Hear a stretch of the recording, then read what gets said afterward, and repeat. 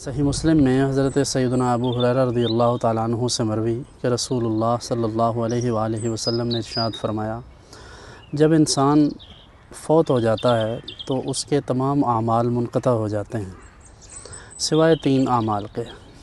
ایک تو صدقہ جاریہ، دوسرا علم نافع یعنی ایسا علم جس سے نفع اٹھایا جا رہا ہو، اور تیسرا اس کی اولاد جو اس کے لیے دعا کرے، دعائے مغفرت کرے، اس کے لیے صدقات وغیرہ کرے۔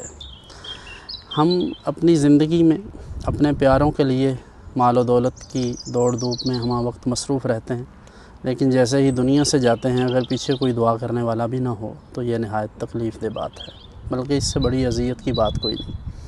صدقہ جاریہ اصل میں اس صدقے کو کہتے ہیں جو جاری رہے، یعنی جس میں تعطل نہ آئے۔ مثلا کسی نے کسی فقیر کو کھانا کھلایا 1 وقت کا یا 2 وقت کا، تو یہ صدقہ جاریہ نہیں ہے، کیونکہ اس نے کھانا کھایا اور بات ختم ہو گئی۔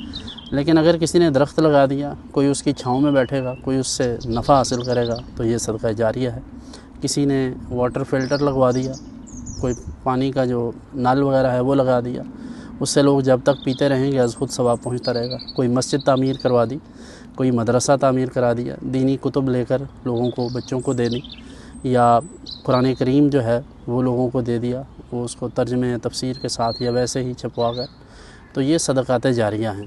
اور فی زمانہ جس طرح لوگ دین سے دور ہیں، اس حوالے سے ہائیلی ریکمینڈڈ یہ ہے کہ لوگوں کو دین کی طرف متوجہ ہونا چاہیے۔ مساجد کی تعمیر ہو، اداروں کی تعمیر، اس تعمیر میں زیادہ سے زیادہ اپنا حصہ ڈالنا چاہیے، تاکہ یہ صدقہ جاریہ بنے ان لوگوں کے لیے جو آپ کے پیارے اس دنیا سے چلے گئے ہیں۔ اللہ رب العزت ہمارے لیے آسانیاں پیدا فرمائے۔